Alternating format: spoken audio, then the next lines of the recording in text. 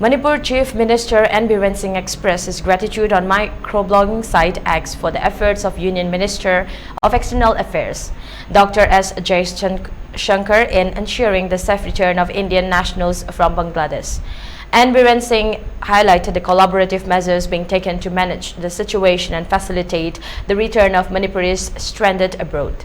In his update, Chief Minister acknowledged the proactive role of Dr. Jaishankar in coordinating the repatriation efforts.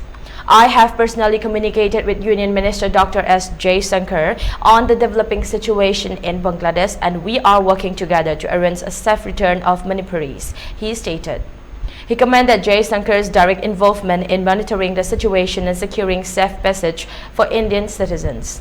The Ministry of External Affairs has also provided an update on the ongoing repatriation process. According to the latest information, the High Commission of India in Dhaka, along with Assistant High Commissions in Chittagong, Rajshahi, Sylhet and Khulna, are assisting Indian nationals in returning home. The MEA has coordinated with local authorities, civil aviation, immigration, land ports and BSF to ensure smooth travel and safety.